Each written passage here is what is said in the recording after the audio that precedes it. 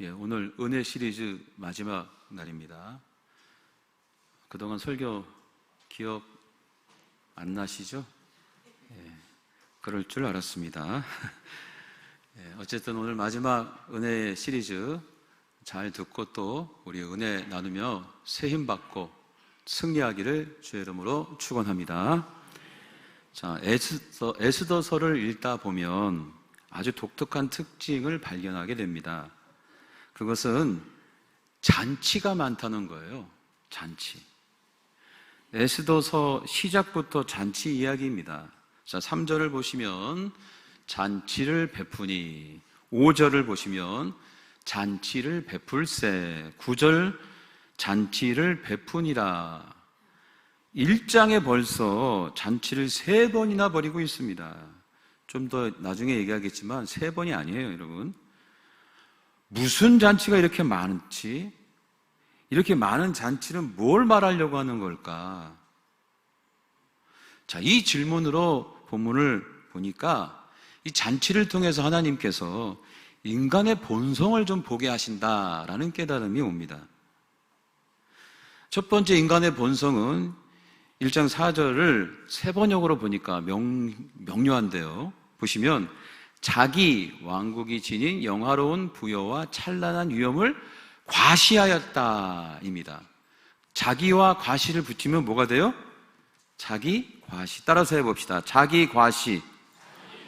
자기 과시. 왕이 이렇게 잔치를 많이 한 이유는 자기 과시 때문이라는 거예요. 모든 인간은요, 다 자기 과시욕이 있습니다. 왜 과시하나요? 인정받고 싶기 때문입니다. 인정받고 싶어요. 에덴 동산의 원 인간은 인정받고 싶은 욕구가 없었습니다. 왜냐하면 인간의 권위가 하나님 다음이었고 하나님과 동행하면서 항상 만족하고 행복했기 때문에 인정 욕구? 그런 게 필요 없었어요. 그런데 인간이 하나님이 되려고 선악과를 따먹고 나서부터 문제가 발생했습니다. 무슨 문제가 생겼냐? 인간에게 결핍이 생긴 거예요. 결핍. 수없이 많은 결핍이 생겼어요. 그 수많은 결핍 중에 하나가 바로 인정받고 싶은 욕구입니다. 인정받고 싶은 욕구. 이 인정의 욕구는 긍정의 면도 있습니다. 사람을 움직이게 하는 강력한 동기부여이고 추진력이 됩니다. 인간은요, 인정받기 위해서 열심히 노력합니다. 정말 열심히 하더라고요. 사람들한테 인정받고 싶어서. 그러나 뭐든지 지나치면 문제가 되죠. 어떤 사람은요, 인정을 채워도 목말라는 사람이 있어요. 인정의 욕구가 지나치면요, 그 욕구를 채우려고 죄를 짓게 됩니다. 사람을 공격하거나 성경에 보면 살인도 서슴지 않는다라고 이렇게 말하고 있어요. 그 사건이 바로 가인과 아벨의 사건입니다. 가인은 유난히 인정 욕구가 많았습니다. 그게 과했어요. 그런데 하나님께서 아벨 동생만 인정하는 거 아닙니까? 가인이 질투심과 분노로 가득 차버린 거예요. 결국 동생 아벨을 죽이기까지 하는 그런 일이 벌어집니다. 이처럼 자기 과시는 그 사람에게 지나친 인정 욕구가 있다는 것을 드러내는 증표입니다. 두 번째, 잔치를 통해서 보는 인간 본성. 1장 4절에 왕이 여러 날 곧 180일 동안에 잔치를 했다는 것입니다. 180일 동안. 이거 너무한 거 아닙니까? 잔치를 무려 180일 동안 하여 조그만 잔치가 아닙니다. 6절과 7절을 보면요, 백색, 녹색, 청색 휘장을 자색 가는 배줄로 대리석 기둥 은고리에 메고 금과 은으로 만든 걸상을 화반석, 백석, 음모석, 흑석을 깐 땅에 진설하고 금잔으로 마시게 하니 잔의 모양이 각기 다르고 왕이 풍부하였으므로 어주가 한이 없으며. 지금 기원 전입니다. 이 장면은 기원 전 잔치인데 엄청나게 휘황찬란합니다. 이것을 180일 동안 한 거예요. 여기서 보이는 인간 본성, 허영심입니다. 허영심. 자기 과시는 필연적으로 허영심으로 흘러가는 거예요. 자기를 드러내기 위해서 과한 일을 벌인다니까요. 자기를 과시하기 위해서 과한 행동, 오버액션을 하는 거예요. 욕심을 부린다거나, 예를 들면 명품에 빠지는 거죠. 그 명품이 자기 존재를 드러내는 양, 명품에 빠져. 고급 외제차에 빠져. 거짓말을 해요. 허풍. 그 허영심 때문에. 허영심을 이용한 비즈니스도 있습니다, 여러분. 이 베블론 효과라고 하는데 가격이 높을수록 오히려 수요가 높다는 이론입니다. 어느 골동품 가게에 유독 안 팔리는 골동품이 있었다고 합니다. 어느 날 가게 종업원이 상품을 정리하다 그만 실수로 안 팔리던 골동품 가격에 0을 하나 더 붙인 거예요. 말하자면 100만 원짜리 골동품에 1000만 원이라는 가격표를 붙인 것입니다. 팔렸을까 안 팔렸을까? 다음 날 그냥 팔렸어. 이런 현상을 베블론 효과라고 하는 거예요. 허영심을 이용한 비즈니스 방법입니다. 즉 자기 과시나 자기 과시가 지나치면 이 허영심으로 흐른다는 거예요. 이것을 성경은 통찰하는 겁니다. 이 잔치라는 것을 계속 반복해 표현함으로 인해서. 세 번째, 잔치에서 보는 또 인간의 본성. 자, 12절인데요. 1장 12절. 이것은 읽어봅시다. 다 같이 시작. 그러나 왕후 와스디는 내시가 전하는 왕명을 따르기를 싫어하니 왕이 진노하여 마음속이 불붙는 듯 하더라. 지금 본문의 휘황찬란한 잔치, 결론이 뭐냐? 분노입니다. 분노로 끝나는 거예요. 이건 당연한 수순입니다, 여러분. 자기 과시와 허영의 끝은 분노예요. 여러분, 자기 과시와 허영의 본질은 자기를 알아달라는 거 아닙니까? 나 인정받고 싶다. 그래서 자기 과시라는 거고 허영심을 드러내는 거 아니에요? 그러면 사람들이 알아줄까요? 잔치를 이렇게 휘황찬란하게 했다고 인정할까요? 아니요. 이 세상 사람들은 잘 나가는 사람 꼴을 못 봅니다. 그래서 이웃 사촌 땅을 사면 어디가 아파요? 지금 왕이 180일 넘게 왕비를 위해서 잔치를 벌였는데 왕비가 거절하고 거부하는 거예요. 화가 나 안 나요? 화가 나지. 막 치밀어 오르는 거예요. 그래서 이 왕이 결국은 왕후를 그냥 제거해 버립니다. 여러분, 이 분노는 뭐냐? 자기를 알아달라는 강력한 표현이에요. 부부싸움 할 때 왜 화를 내면서 막 얘기해요? 내 말 좀 들어. 내 말이 옳잖아. 내 말 좀 들어. 이렇게 화를 내면서 표현하는 거예요. 회의 시간에 갈등할 때 왜 이렇게 분노하고 화를 냅니까? 톤을 높이는 이유는 내 말을 들어달라는 거죠. 자, 여기까지 잔치를 통해서 우리 인간의 본성을 봤습니다. 성경은 이렇게 잔치의 많은 기록을 통해 우리하고 전하고 싶은 것이 있었는데 그것은 인간은 인정받고 싶어서 자기 과시를 하려고 한다. 이런 자기 과시는 허영심으로 흐른다. 그러나 허영심으로 인정 욕구를 채울 수 없기 때문에 결국 분노로 끝난다. 그 분노는 죄를 짓게 된다는 것이에요. 성경은 이런 삶의 근본적 이유를 뭐라고 밝히냐? 불신앙이라고 하는 겁니다. 그리고 에스더서는 이런 어리석은 인생으로 살지 않도록 참신앙 하나를 제안하는데, 에스더서가 제안하는 참신앙의 모습은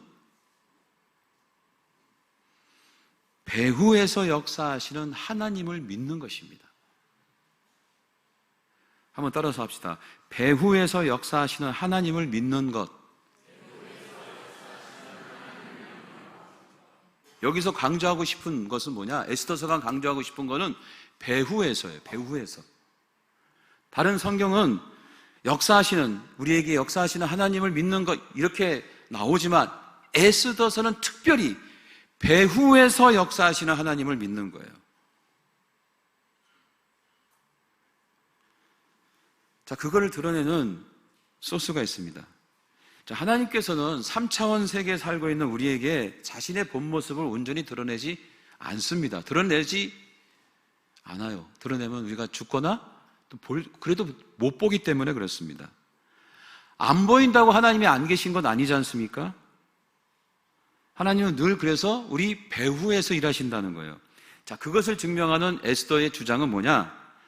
성경 에스더에 하나님이란 단어를 하나도 기록하지 않습니다. 여호와 없어요. 주님 없어요. 하나님 없어요. 단어 하나가 없습니다. 성경의 66권 중에 하나님이란 단어가 빠진 유일한 성경은 에스더서 하나입니다. 그런데 이 에스더서가 성경으로 채택된 거예요. 왜 그랬을까요, 여러분? 하나님이란 이름이 하나도 안 나오는데도 에스더서가 성경에 기록됐단 말이죠. 그 이유는 방금 좀 얘기한 메시지, 배후에서 역사하시는 일하시는 하나님을 드러내기 때문입니다. 하나님이란 단어를 안 사용했어요. 안 보여, 하나님이. 에스더 인생에, 에스더에 나오는 모든 유대인들의 삶 속에 하나님이 안 보이는데 읽어보면 하나님의 은혜야. 이거 굉장히 고도의 기법의 저술입니다. 에스더의 메시지는 명료해요. 나를 위해 배후에서 일하시는 주님을 믿으라 이거예요. 우리는 신앙생활 하다 보면 정말 하나님이 없다, 하나님 안 보이신다, 하나님 없는 것 같다, 아니 내가 이렇게 힘든데, 내가 하나님 자녀임에도 불구하고 왜 하나님은 나에게 이런 고난을 주시고 엎친 데 덮친 격으로 인생을 이렇게 꼬이게 하냐, 도대체 하나님 어디 계시냐, 이 질문의 대답이 바로 오늘 에스더서입니다. 아니야, 네 배후에서 여전히 지금도 일하고 계셔. 그 하나님을 믿어야 돼.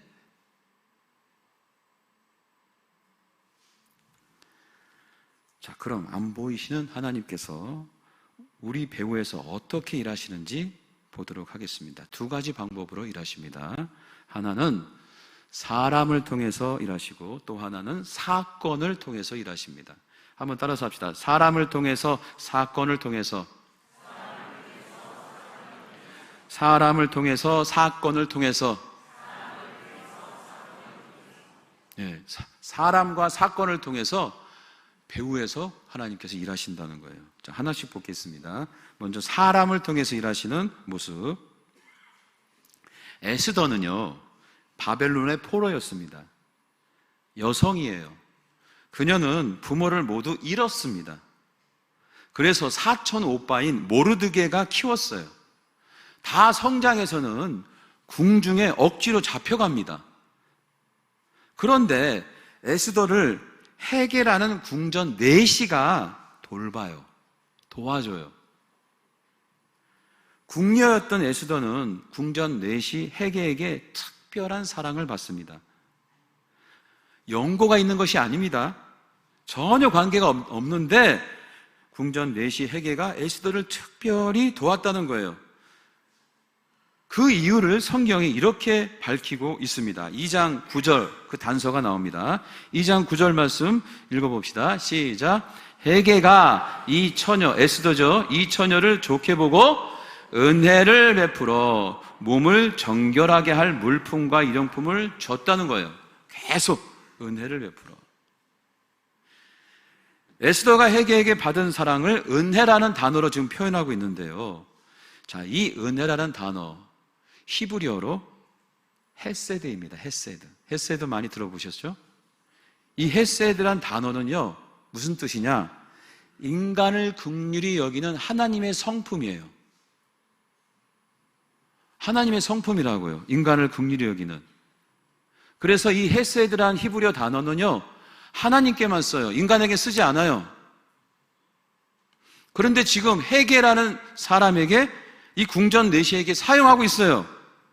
왜 그랬을까요? 성경 저자는 왜 하나님의 성품을 나타내는 이 헤세드란 단어를 궁전 내시 헤게에게 사용하고 있을까요? 하나님께서 헤게의 마음과 눈에 하나님 성품을 부어주셔서 에스더가 좋게 보이도록 만드셨다는 거예요. 하나님이 하셨다는 것을 나타내는 겁니다, 여러분. 그래서 하나님이 하셨다는 의미로 헤세드, 하나님의 성품을 나타내는, 하나님께만 사용되는 이 단어를 헤게라는 궁전 내시에게 사용하고 있는 것입니다. 하나님의 은혜, 하나님의 이름, 이런 거 하나도 안 쓰고 이렇게 단어를 조합함으로 인해서 주님의 은혜를 이렇게 드러내는 거죠. 놀랍지 않습니까? 자, 헤세드라는 단어가 또 나오는데요. 이번엔 누구한테 사용하냐? 자, 보세요. 헤게라는 사람을 통해서 지금 역사한 거예요. 자, 또 헤세드라는 단어 사용되는 곳 17절이죠. 읽어봅시다. 시작. 왕이 모든 여자보다 에스더를 더 사랑함으로 그가 모든 처녀보다 왕 앞에 더 은총을 얻은지라. 그래서 나중에 왕후로 삼았다는 겁니다. 은총이 헤세드입니다. 은총이 헤세드예요. 지금 왕의 눈과 마음에 에스더를 향한 헤세드를 줬다는 거예요. 누가 줬어요? 하나님이 줬다는 거예요. 이 단어는 다시 한번 말씀드리지만 하나님의 성품으로만 사용되는데 이 왕에게 사용했어요. 이것은 왕의 존재가 정말 인간을 긍휼히 여기는 마음이 풍성해서가 아니에요.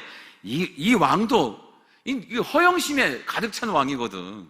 그런데 유독 에스더를 향해서는 헤세드, 하나님의 눈과 마음을 갖게 하셔서 에스더가 이뻐서가 아니라 많은 것을 갖춰서가 아니라 그냥 좋아서 왕후로 만들게 하나님이 하셨다는 거예요. 할렐루야.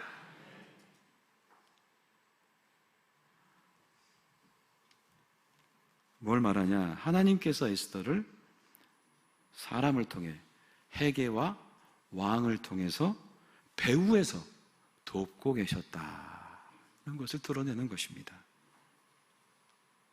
자, 이번에는 사건을 통해서 일하시는 하나님을 보겠습니다. 자, 6장입니다. 6장으로 넘어가서 6장 1절인데요. 그날 밤에, 자, 시작. 왕이 잠이 오지 아니하므로 명령하여 역대 일기를 가져다가 자기 앞에서 읽히더니. 자, 이 장면은 무슨 장면이냐 하면요, 에스더서 6장, 이방인 하만과 유대인 모르드게가 갈등을 하고 있는 거예요. 근데 더 강력한 권력을 가진 이 하만이 유독 유대인들을 싫어했어요. 미워했어요. 미워함을 넘어서 죽이고 싶은 그 복수심이 가득했어요. 그래서 이스라엘 민족을 말살시키고자 합니다. 왕이 이 하만의 계략에 넘어갔습니다. 그래서 왕은 그 다음날 유대인들을 죽이기로 하는 그런 칙령을 내리기로 하만과 다 약속을 했어요. 그런데 생각해 보니 이 사람을 자기 입으로 수백만 명을 죽여야 하니까 잠이 오겠어, 안 오겠어요? 잠이 안 오지. 그래서 잠이 안 오니까 우리도 잠이 안 오면 책 읽을 때 좀 잠이 오나 봐요. 왕도 궁중 일기를 가지고 와서 읽도록 했습니다. 우리 유튜브 틀고서 자는 것처럼 이 왕이 궁중 일기를 읽으라 그러고 잠자려고 했나 봐요. 자, 궁중 일기를 듣다 보니 놀라운 이야기를 궁중 일기에서 발견한 겁니다. 궁중 일기. 자, 2절입니다. 2절을 보겠습니다. 시작. 그 속에 기록하기를 문을 지키던 왕의 두 넷이 빅다나와 데레스가 아수에로 왕을 암살하려는 음모를 모르드게가 고발하였다 하였는지라. 예, 궁중일기가 궁중에서 일어났던 일들을 쭉 적은 거 아닙니까? 들어보니 내용이 넷이 두 사람이 왕에게 원한을 품고 있다가 죽이려고 음모를 꾸렸는데 유대인 모르드게가 그거를 발견해가지고 왕을 살려낸 거예요. 모르드게 덕분에 왕이 살아난 겁니다. 근데 이 왕이 그런 일이 있었는지 있었는지도 모르고 그냥 살고 있었던 거예요. 흐지부지 넘어간 겁니다. 그런데 궁중 일기를 읽다가 우연히 그 사실을 발견한 거예요. 그리고 다시 물어요. 신하들한테. 3절입니다. 3절을 보겠습니다. 왕이 이르되 이 일에 대하여 무슨 존귀와 관작을 모르드게에게 베풀었느냐? 이렇게 물어봤어요. 그랬더니 측근 신하들이 대답하되 아무것도 베풀지 아니하였나이다. 이렇게 말을 한 거예요.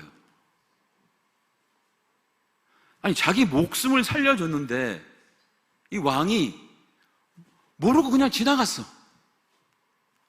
아무것도 챙겨준 게 없어요. 단 1푼도. 한마디 말도 칭찬도 안 해준 거예요. 이 기가 막힌 거 아닙니까?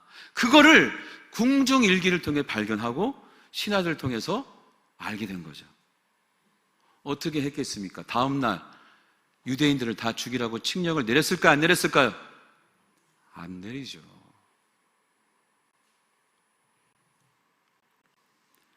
지금 왕은 유대인 모르드게와 이방인 하만의 갈등 때문에 골치 아프고 결국 하만에게 넘어가서 유대인을 죽이려고 했는데 우연히 잠이 안 온 거야. 근데 또 우연히 궁중일기를 또 가져와서 읽으라고 했는데 우연히 거기서 모르드게가 자기를 살려준 이야기를 발견한 거예요. 여러분, 잠이 안 오는 사건, 궁중일기를 읽게 한 사건,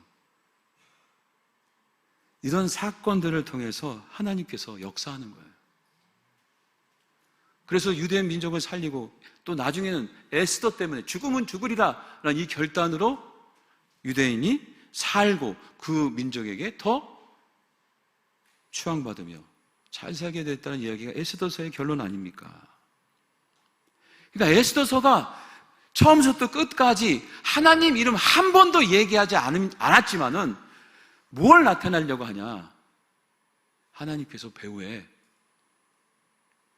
믿는 자들을 위해서 사람을 통해서 사건을 통해서 일하신다는 거예요. 이걸 얘기하고 싶은 거예요, 에스더서가. 정리합니다. 하나님 안 보여요. 볼 수 없습니다. 그렇다고 하나님이 없는 게 아닙니다, 여러분. 여전히 우리 배후에서 사람을 통해서 사건을 통해서 우리를 돕습니다. 할렐루야!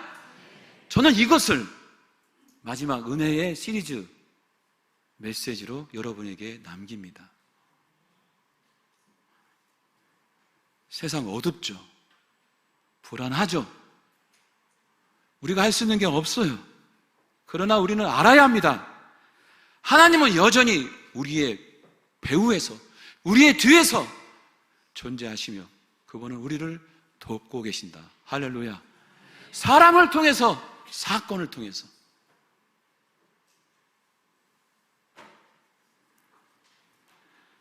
주님이 이 메시지를 통해 말씀하시는 겁니다. 두려워하지 말아라. 힘을 내자. 내가 너를 배후에서 여전히 돕고 있어. 괜찮아. 기죽지 말고 다시 일어서자.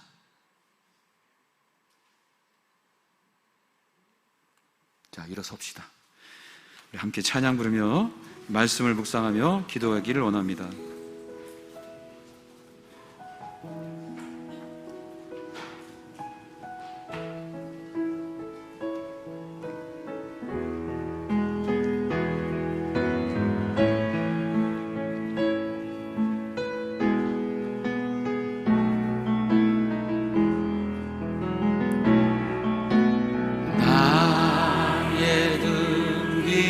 뒤에서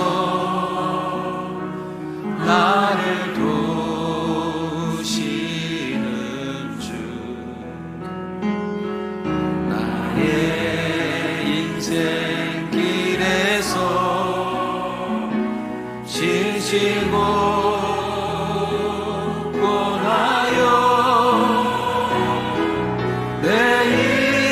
내일처럼 주저앉고 싶을 때 나를 밀어주시네. 일어나 걸어라, 내가 새 힘을 주리니. 일어나 너 걸어라, 내 너를 도우리. 나의 등 뒤에서, 나의 등 뒤에서 나를 도우시는 주, 평안히 길을 갈 때 보이지 않아도 지치고 곤하여 넘어질 때면 다가와 손 내미시네. 아멘. 주님 말씀하셔요.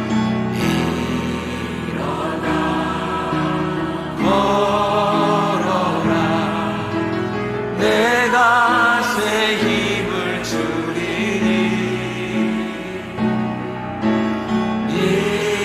일어나 너 걸어라, 내 너를 도우리. 나의 배후에서, 등 뒤에서, 나의 등 뒤에서 나를 도우시는 주, 때때로 뒤돌아보면 여전히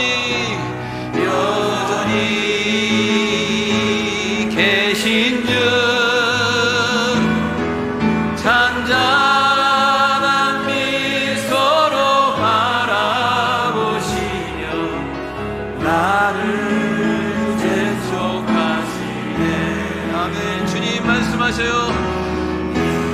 일어나 걸어라, 내가 새 힘을 주리니.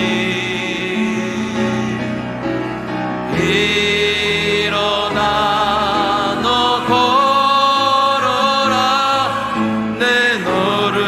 우리 1절을 다시 한번 불러봅니다. 1절. 나의 등 뒤에서, 나의 등 뒤에서 나를 도우시는 주,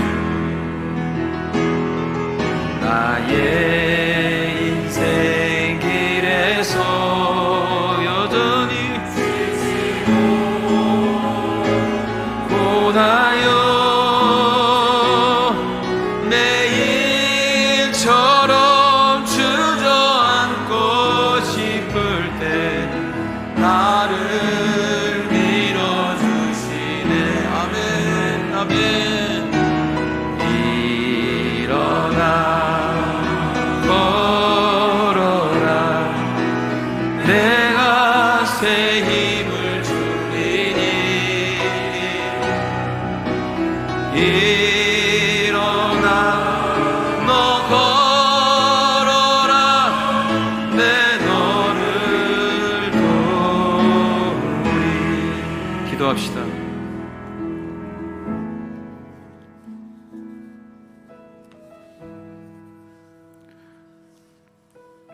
은혜 시리즈 마지막 메시지, 배후에서 나를 위해 여전히 일하시는 하나님, 그분을 믿는 것입니다. 하나님은 안 보입니다. 그러나 여전히 배후에서 사람을 통해, 사건을 통해 우리를 돕습니다. 이것을 믿어라. 이 믿음으로 다시 힘을 내자. 이 믿음으로 두려움을 떨쳐내자. 내가 너를 배후에서 도울 것이다.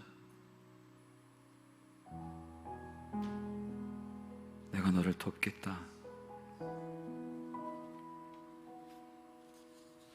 내가 너의 손을 잡고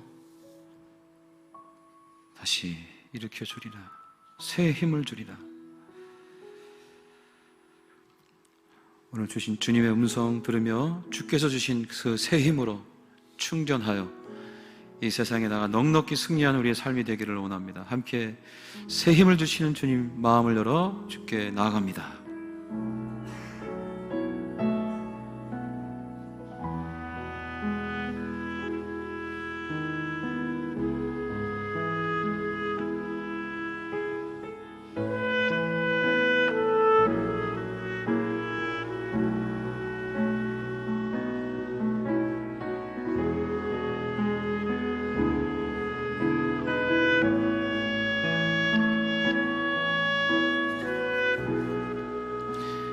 하나님, 우리 사랑하는 교우들 등 뒤에서 나를 도우시는 주님 붙잡고 다시 새 힘을 얻어 독수리 날개치듯 비상하여 하나님의 영광을 드러내는 모든 교우들 되게 하여 주시옵소서. 이제는 우리 주 예수 그리스도의 은혜와 하늘아버지의 극진하신 사랑과 성령님의 감화 감동 역사하심이 오늘도 등 뒤에서 나를 도우시고 새 힘 주시며 위로와 격려하시며 우리를 축복하시는 주님을 믿고 나아가는 모든 권속들의 인생, 가정, 사업장, 우리 교회와 민족과 열방 위에 이제부터 영원토록 함께하기를 간절히 축원하옵나이다. 아멘.